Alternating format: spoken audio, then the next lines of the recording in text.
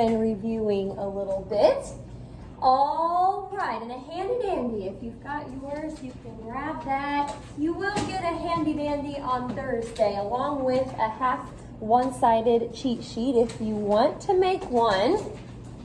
Now, before I get to our first example, I want to put kind of a rule up here, I guess. Something you can do versus something you can't do. I'll get to that part here in a second. If you want to put this somewhere in your notes, you can. It's not really just related to trig. This is just kind of a rule in general that we want to remember. So if you have a fraction, I'm going to let you write that down before I start to draw on it. This has a plus b over c equaling a over c plus b over c. That's something you can do. If you want to kind of see specifically what happened here, you've got this fraction and there's a couple terms on top, just a single term on bottom. If that's the case, just a single term on bottom, you can take that fraction, break it apart, and turn it into a over c plus b over c. That would also work if there was subtraction in the middle. Instead of addition, it would work the same way. That's something we've probably talked about before, but I'm pointing it out today because we'll use it a lot today. We actually use that a lot in calculus, breaking fractions apart. Now, what you can't do, if you've got a fraction, and I'm going to put a big X through this here in a second, but I'll let you copy it down first. If your fraction has not just one term on bottom, but a couple terms, you will not be allowed to break that apart. You can't say that this is equal to a over b plus a over c. I'm going to go ahead with the X here. That is not going to work. You can, prove that this is true just by plugging in numbers for A, B, and C. So again, single term on bottom, yes, you can break it apart. Two terms on bottom, no, you can't break that apart. You'll have to figure out something else to do. Okie dokie, we're going to keep that in mind here. And the directions are still going to say to verify each identity. So that's the plan. We're going to keep both sides throughout the whole thing. We're going to show in the last step that the left side equals the right side. Okie dokie. Let's start here with number 1. All right, it's got 1 minus sine of x on top all over cosine of x. And it equals secant of x minus tangent of x. Verify the identity. Now, like I mentioned on Thursday, you don't have to do it this way, but what we usually try to do in here to keep everybody on the same page is just leave the right side alone, work on the left side. We're still going to go with that for this problem. So looking at this left-hand side, this is actually what we just talked about with those fractions. You have a single term on bottom, couple terms on top. We are going to break that fraction apart just like we wrote down earlier. This is like the A, it was plus earlier, but it works for subtraction too. A minus B over C, if you want to think of it like that. So it's going to turn, I got the right side still, hanging out for a little while. It's going to turn into 1 over cosine minus sine over cosine. And actually, once you break this apart, it pretty well turns right into what you need. Keep an eye on the right side so you know what you're going for. This is the goal over here. I want a secant of x minus tangent of x. And what do you know? This, using a reciprocal identity, is secant. That, using a quotient identity, is tangent. And so there you have it. It would have been pretty difficult to prove that if you don't break that fraction apart. So that usually works pretty well as long as there's only a single term on bottom. Okie dokie. Well, stop me if you've got any questions. I'm going to keep on rolling here. This is a good one. Example 2. Cosine of x divided by secant of x plus sine of x over cosecant of x, and it equals 1. Thinking a little bit here. Well, I've got two fractions. We're not really going to be breaking anything apart this time because they're already two fractions. Now, you can't put them together or anything because they've got different denominators. If you look at each fraction, cosine and secant are reciprocals. Sine and cosecant are reciprocals. So that kind of tells me, and you might be able to do this a couple different ways, but that tells me I need to rewrite one of those probably, and one of them over here, so that hopefully something nice happens.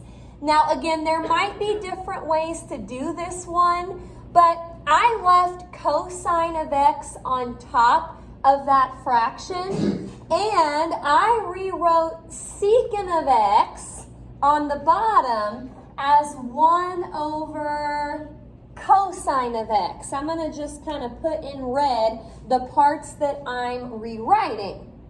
I'll come back to that in a minute. Let me do maybe the same thing over here. Leave sine of x on top, rewrite cosecant as 1 over sine of x. Now, anytime you've got a fraction in a fraction, you want to do the old keep, change, flip to see if you can simplify it. So here we go. Keep cosine. I'm going to show one more step here. Keep cosine of x on top. Change it to multiply. Flip the fraction on bottom. You end up taking cosine of x times cosine of x, which will end up being cosine squared. I'll show that here in just a minute. Let me go ahead and put the plus sign, and I'll come over here to the second part. Keep, change, flip. Don't forget to carry down the right-hand side. It's kind of annoying, but it is sort of like a proof. So keep the 1, and that should turn into sine squared.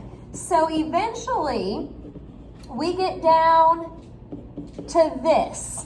And I'm still looking at the left side, trying to figure out how to turn it into the right side. Anybody know what kind of identity we could use over here? Pythagorean. They've probably got it in a different order on Handy Dandy, but addition is commutative. Cosine squared plus sine squared is the same as sine squared plus cosine squared, which is 1. So that'll get us to that right-hand side. Now, if you go back to the beginning here, if you had changed cosine to be 1 over secant, and then sine to be 1 over cosecant, you eventually would have gotten that to work out. There would probably be maybe like 1 or 2 more steps, but it would have worked. So I just want you to know, did I have to change the parts on bottom? No. This is another one of those where it could have been done a couple different ways. Okie dokie. Any questions about that one? Pretty good one there. Well, let's keep on rolling. Number 3. Okie doke. Cosine of x plus sine of x tangent of x, and it equals secant of x. Cosine of x plus sine of x tangent of x, and it equals secant of x. I'm going to keep the right side, work on the left. Now, what kind of identity puts cosine, sine, and tangent all together? Quotient. So, probably, since I've got that going on over here, I may want to try and rewrite tangent as sine over cosine. So I'm going to leave this alone right here. I'm going to leave the sine of x, but I just rewrote tangent of x as sine of x over cosine of x. Now, usually at this point, we get something to cross out and it makes us pretty happy.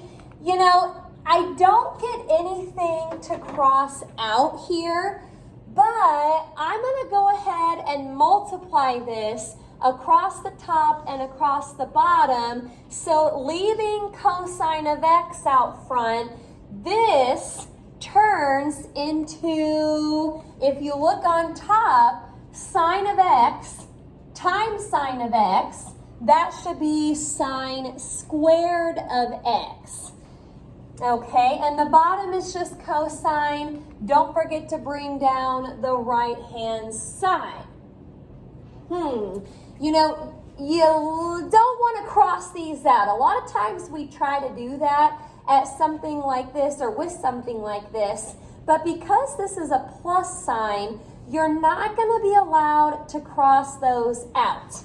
You could if it was multiplication, but the plus sign is kind of bothering me. It's actually really bothering me because if you look over here on the right, there's no plus sign, and actually it's just one term over here.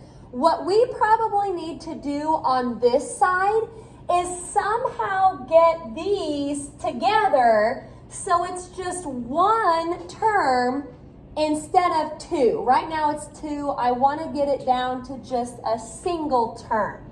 So if you look at what you have over here, and I know it's kind of confusing sometimes because it's trig functions instead of just normal variables or numbers, it's trig functions.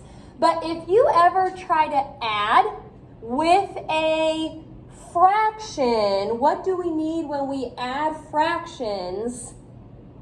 Common denominators. We're going to try to get some common denominators real quick because once again, we don't want 2 terms. We want to get it down to just 1 term. Okie doke. Well, I'm going to stick this cosine of x over 1 so I can see my denominators, and I'm looking for the least common denominator. Now, it's not too hard here to figure that out because this is just a 1. So cosine of x is the least common denominator. I've already got it over there, but I need to multiply over here by cosine of x. So let's keep going with this. If you look on top, cosine of x times cosine of x, that turns into cosine squared. Cosine times 1 is just cosine, so that's the bottom.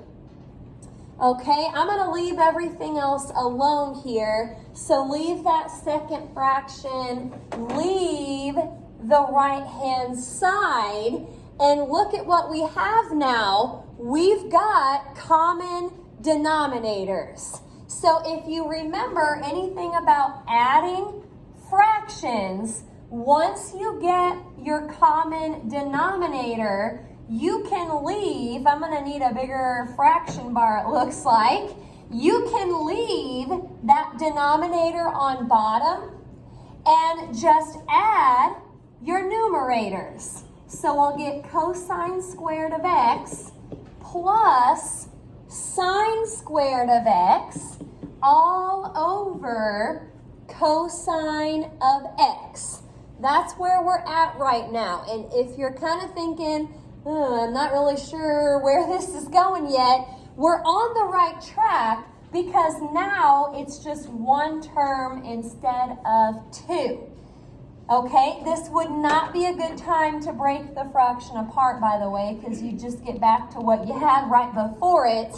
So I probably don't want to do that. But if you look on top here, this is another cosine squared plus sine squared, which we just had in the last problem. That will turn into a 1 using a Pythagorean identity. And finally, I see what's going to happen.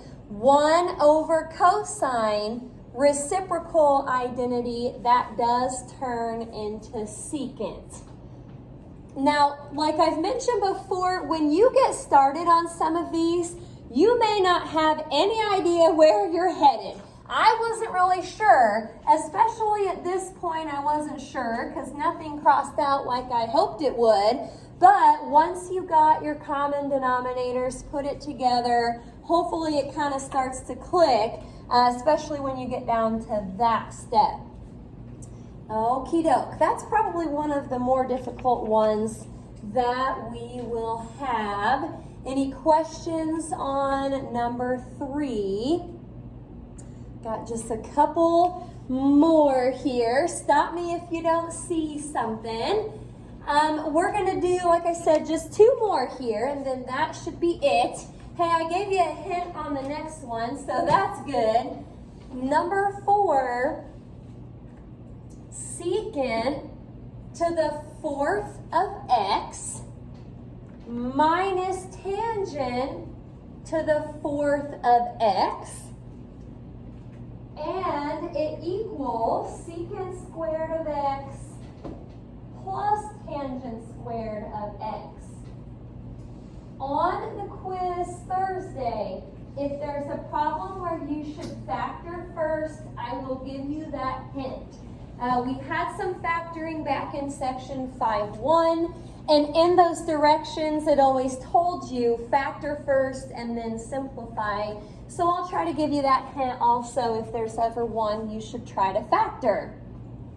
Okie doke. Leave the right side, work on the left. Remember our factoring techniques. If we have 2 terms, we either need to pull out a GCF, which I don't think is going to work here because there really isn't a GCF besides 1. Or what was our other technique for 2 terms? A difference of squares. Yes, and looky there, difference of squares. Let's go ahead and try to do this. I'm going to leave the right side. Okie doke. Now the first term in here comes from what you square to get the first term up here. What do we square to get secant to the 4th? Secant squared. I'm going to go ahead and fill that in. Secant squared is what would give us secant to the 4th. Same with tangent squared. Tangent squared would give us tangent to the 4th. So I need to make one of those a plus, one of those a minus.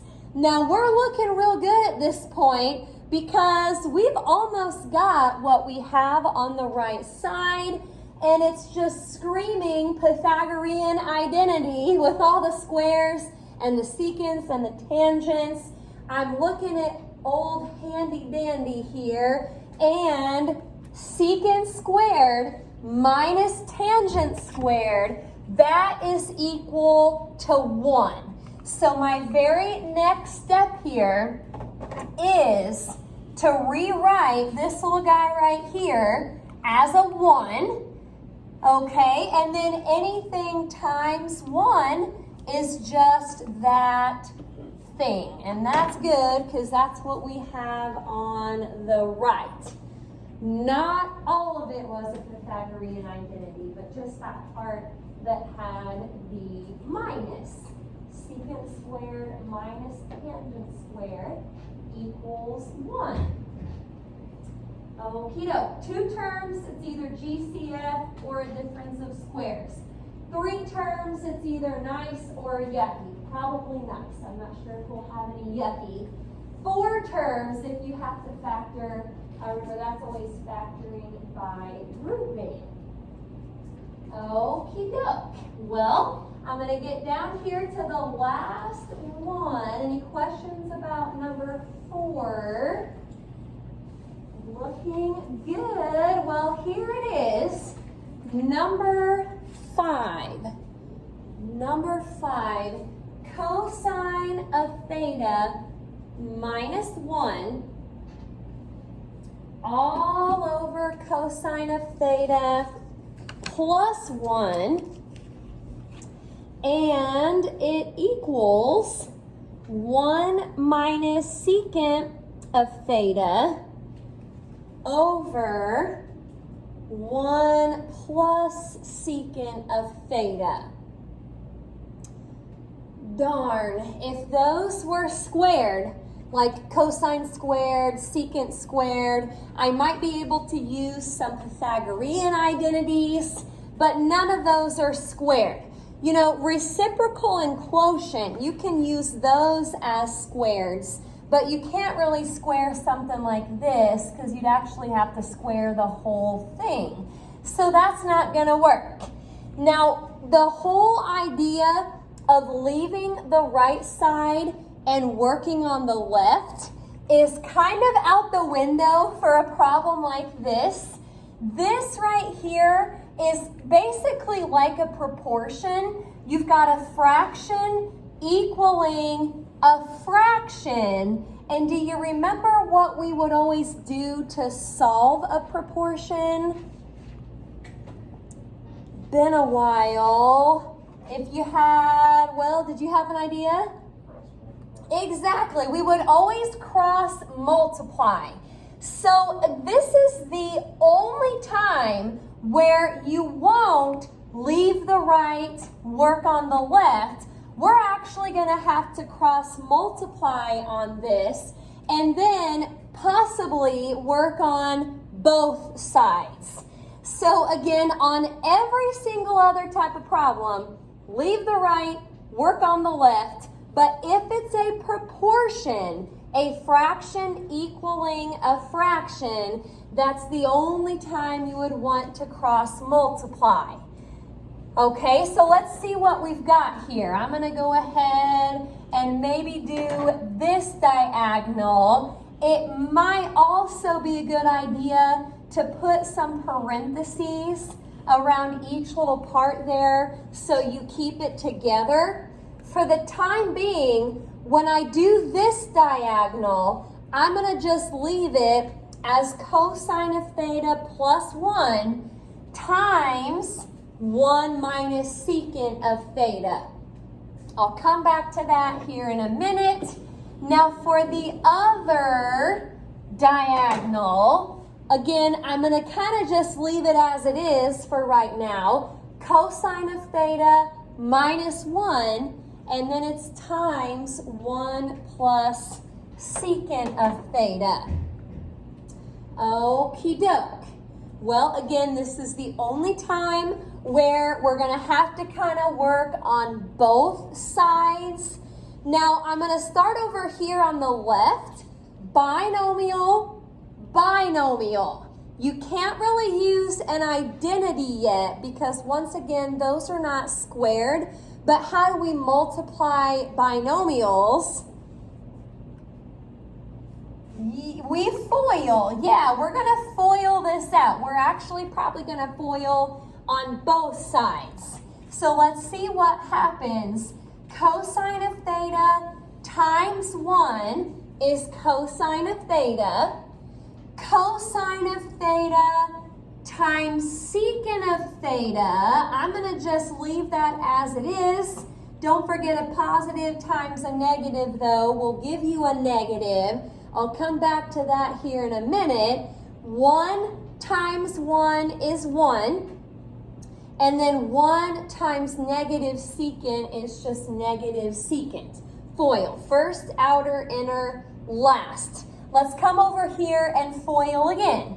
Cosine of theta times 1 is cosine of theta.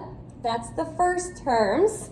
Now, the outer terms, cosine of theta times secant of theta. Inner terms will give you a -1, and then -1 times secant of theta, that is just negative secant of theta. Okay, I'm looking through here. You know, I guess there's a couple different ways you could finish this. So this might not be the only option, but I'm noticing the cosine of secant or cosine times secant that are right next to each other. You know, these are reciprocals. So actually, you can think of it a couple different ways. If you leave cosine and rewrite secant, you could cross out the cosines and you just get a 1. Or if you wanted to do it the other way, rewrite cosine, leave secant. Again, this whole thing right here turns into a 1. And that whole thing right here in the box turns into 1. So I'm going to go ahead and do that. Cosine of theta minus 1. The 1 right here comes from the fact that these are reciprocals. I'm going to leave everything else the same for now. And on the right side, I'm going to rewrite this part in the box as a 1. So cosine of theta plus 1 minus 1 minus secant of theta. You know, technically, I guess at this point, you do have the same thing on each side. I would probably go ahead and cross out the 1s so it looks a little better. And you can just write it as cosine of theta minus secant of theta, and it equals cosine of theta minus secant of theta. A proportion, left side equaling the right. As long as they're both fractions, you can cross multiply and be on your way. Now the assignment is actually on a worksheet today instead of the textbook. You might have enough room to do your work on here if you want to save your paper. Any questions about number 5? I'll leave that up there.